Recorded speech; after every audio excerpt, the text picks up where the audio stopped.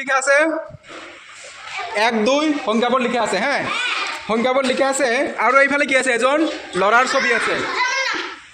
আছে ঠিক আছে তাৰ পিছত ইয়াতে কি আছে এটা ঘৰ আছে তাৰ মানে এই লৰাজনৰ ঘৰ এটো হল কি লৰাজনৰ ঘৰ ঠিক আছে লৰাজনে এদিন কি কৰিলে ঘৰৰ পৰা ওলাই বাহিৰত গল ফুৰিবলৈ গল এদিন কি হল লৰাজনে নিজৰ ঘৰৰ ৰাস্তাটো কি হল নিজৰ ঘৰৰ ৰাস্তাটো পাহৰি গল ঠিক আছে তাৰ পিছত এতিয়া কেনেকৈ ঘৰত যাব নিজৰ ঘৰত কেনেকৈ যাব ইয়াতে যে সংখ্যাবোৰ লিখা আছে এই সংখ্যাবোৰ মিলাই তেওঁ কত যাব নিজৰ ঘৰত যাব ঠিক আছে হ্যাঁ ইয়াতে সংখ্যাবোৰ নিজে মিলাই কত যাব নিজৰ ঘৰত যাব আমি লৰাজনৰ কি নাম দিবা নাম কোৱা নাম কোৱা মৃদুল যোৱা মৃদুলো কি ঘৰৰ পৰা ওলাই গৈছিলে ৰাস্তা পাহৰিছে এতিয়া মৃদুলে নিজে ৰাস্তা উলিয়াই ঘৰত যাব ঠিক আছে যোৱা ভুল হলে নহব কিন্তু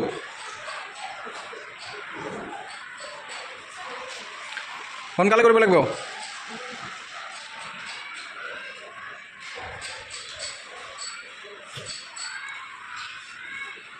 সোনকালে কৰা বেছি লাহে হলে নহব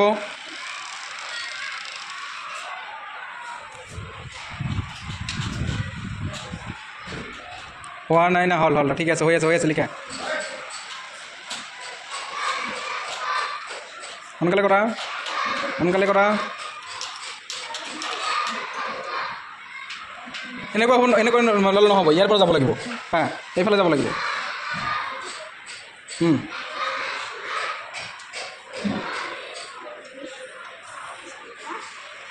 মৃদুলৰ ঘৰ পালেনে নাই এতিয়া বুজিলোঁ কোৱাচোন তাৰমানে কোনটো সংখ্যাৰ পিছত কোনটো সংখ্যা আহে এইটো পালোনে নাই হা 1 ৰ পিছত যে 2 আহে 2 ৰ পিছত 3 আহে 3 ৰ পিছত 4 আহে এইটো আমি বুজি পালোনে নাই হা তাৰমানে আমাৰ ইয়াৰ পিছত গণিতত পাবা যে আগৰ সংখ্যা আৰু পিছৰ সংখ্যা